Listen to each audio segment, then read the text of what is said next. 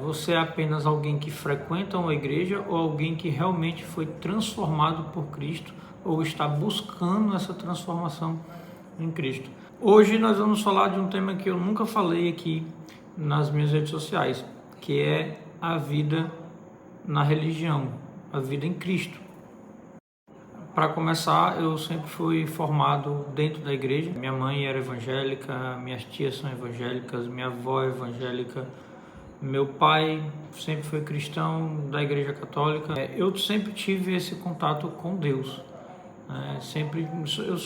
Eu me considero fruto do divino, fruto de vários milagres durante toda a minha vida. E aí uma das palavras que foi ministrada no dia de domingo, no culto de domingo, ela bate muito com aquilo que eu acredito, a realidade do que eu acredito. E, inclusive foi por isso uma das formas que, um dos motivos que acabou me afastando da igreja, de certas igrejas, de certas pessoas, de certos grupos dentro da igreja. Mas para a gente começar ali, o tema foi vestido de Cristo ou vestido de religiosidade. Antes da gente começar a conversar, eu quero fazer uma pergunta muito sincera que foi feita lá pela missionária.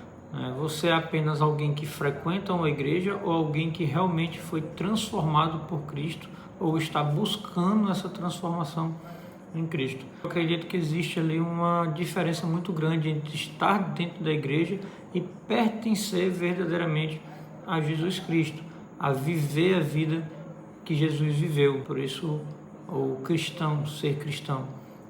Acredito ali que infelizmente muitas pessoas aprenderam a parecer cristãos, sabem cantar louvores, conhecem muitos versículos, levantam as mãos, glorificam o Senhor, aleluia, durante o culto, até ocupam ali cargos dentro da igreja, mas quando saem dali, continuam vivendo de uma forma que não agrada a Deus, que não agrada Jesus Cristo, que não faz parte de forma nenhuma da vida de Jesus Cristo.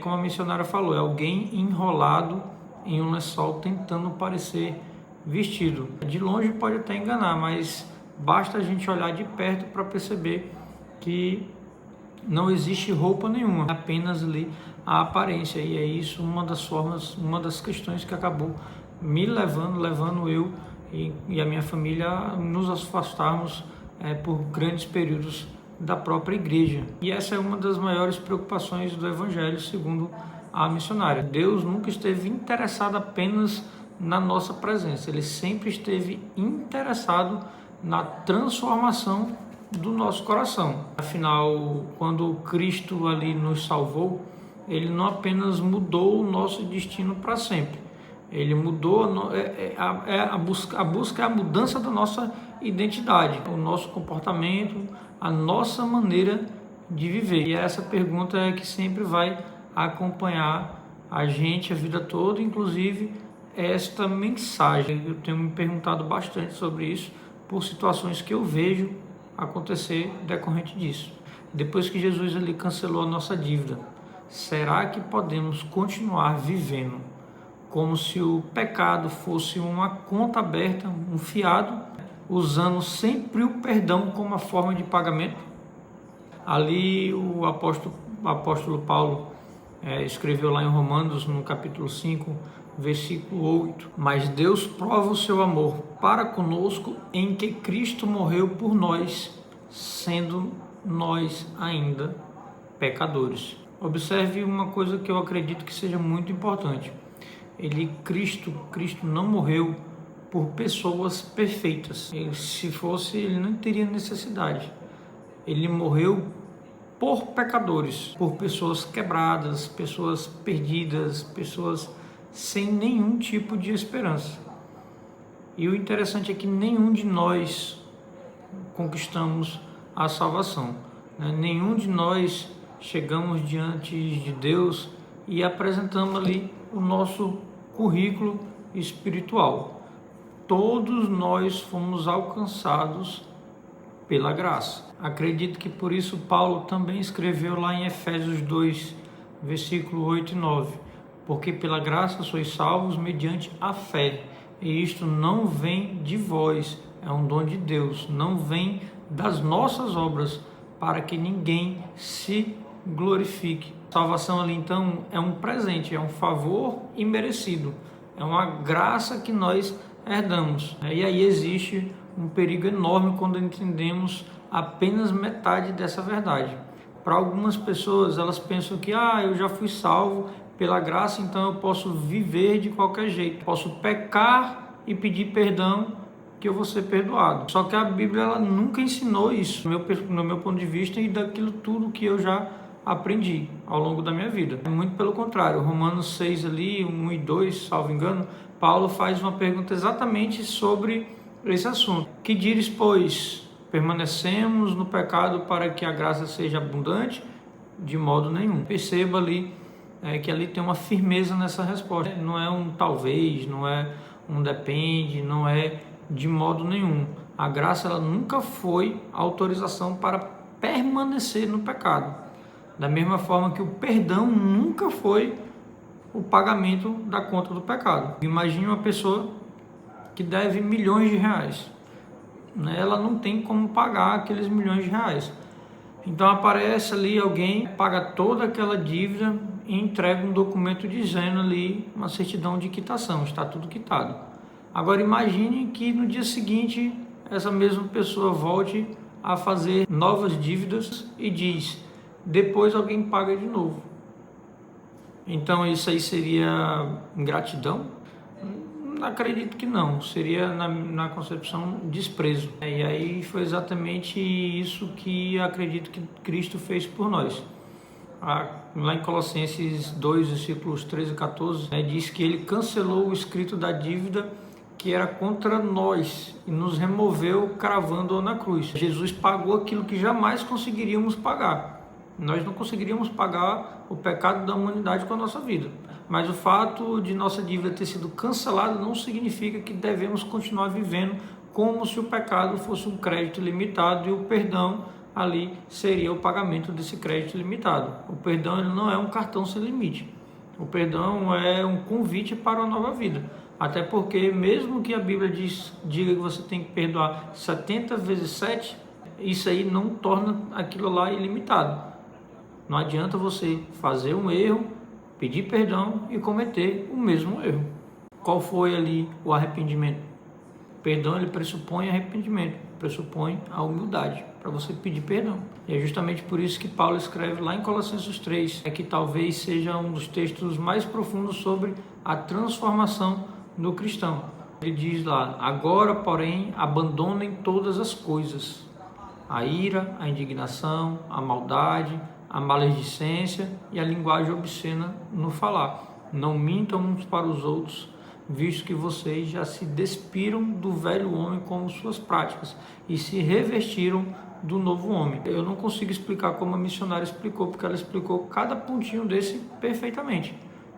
Mas é uma palavra muito forte para quem pede o perdão e se redime para se transformar em um novo homem. Você pede perdão, se transforma no novo homem e volta a cometer o mesmo erro?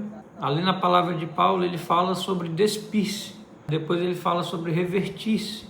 É a linguagem que a gente conhece como troca de roupa, né? Vamos trocar a roupa velha, que representa a nossa vida antiga, as nossas condutas antigas, e vamos colocar aquela roupa nova. A roupa velha, nós vamos abandonar ali o pecado, a ira, a mentira, a maldade, o orgulho, a impureza, o egoísmo, a enganação. Essas roupas aí, de homem velho, a gente joga fora. E aí quando Cristo entra na nossa vida, quando a gente utiliza o perdão dado por Cristo, a moeda de Cristo, para nos arrependermos do pecado, ele não coloca uma roupa nova por cima da roupa velha. Primeiro é preciso tirar aquilo que já não combina com quem somos em Cristo e depois, como o mesmo Paulo diz, revesti-vos, pois, como eleitos de Deus, santos e amados de profunda compaixão, bondade, humildade, mansidão e paciência. O cristianismo ele não consiste apenas em deixar de fazer as coisas erradas. O apóstolo Paulo diz lá que ele consiste em aprender a viver corretamente. É por isso que tem muita gente fora da igreja que é mais cristão do que aqueles que estão dentro da igreja, né? Porque não basta deixar de mentir, é preciso falar a verdade. Não basta deixar de odiar, é preciso aprender a amar. Né? Não basta abandonar também o orgulho, é preciso se revertir ali da humildade. Então, Deus ele não quer, quando ele fala isso em Colossenses, quando ele fala isso em Romanos, apenas retirar as roupas velhas. Ele quer vestir os seus filhos com o caráter de Cristo, porque o mundo precisa enxergar Cristo através de nós. Pedro ali escreve no versículo 9, né? Acho que é Pedro 1, versículo 9, vós sois geração eleita, sacerdócio real, nação santa, povo exclusivo de Deus, para anunciar as virtudes daquele que vos chamou para sair das trevas e entrar na sua maravilhosa luz. Nós somos escolhidos para anunciar, para refletir, para mostrar ao mundo quem é Cristo. Jesus fala ali em Mateus 5 também, que é muito conhecido, vós sois o sal da terra, vós sois a luz do mundo. O sal ele influencia, a luz ele ilumina.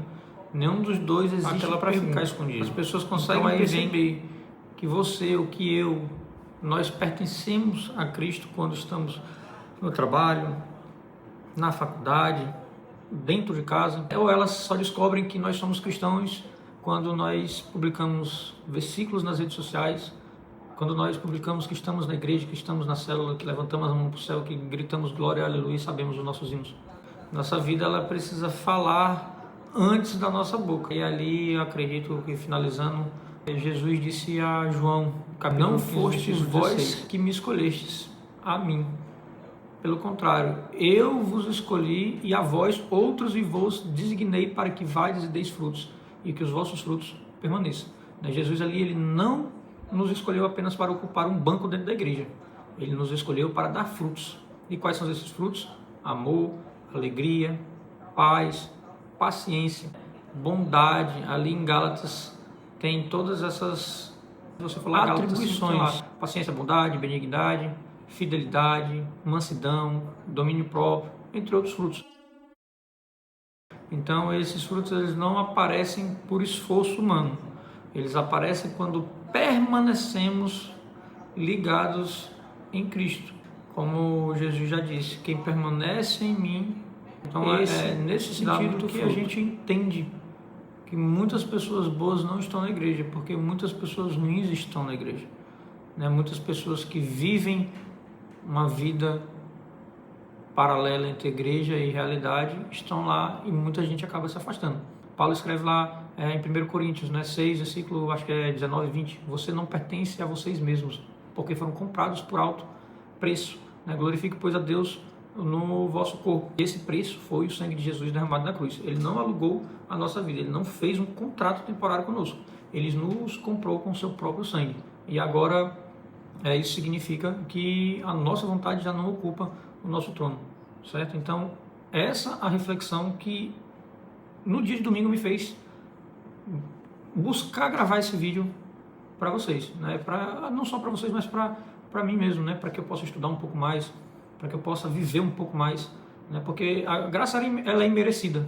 A gente sabe que a graça ela é imerecida. Se nós formos salvos, né? Se nós formos salvos, já é uma dádiva. Nós não merecemos a graça. Mas se nós formos salvos, amém, aleluia.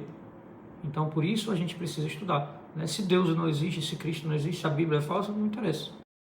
O que interessa é que ela traz o caminho de despir-se da roupa velha e vestirmos a roupa nova.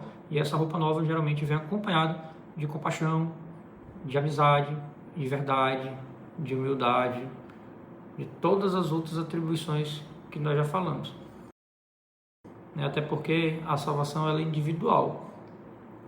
Ninguém será salvo ali pela fé dos pais, pela fé do cônjuge, da esposa, do esposo, do pastor ou da igreja. Cada um responderá diante de Deus. Mas quem for salvo pela graça, inevitavelmente começa a demonstrar essa graça através da sua maneira de viver. As boas obras elas não compram a salvação, mas elas revelam que a salvação realmente aconteceu. Então, é essa a minha reflexão de hoje sobre a veste que você está vestindo. Não estou falando de igreja, estou falando da veste que você pessoalmente está vestindo. Você está usando a veste nova ou você está utilizando a veste velha e usando o perdão como um crédito ilimitado para você continuar pecando e pedindo perdão, pecando e pedindo perdão?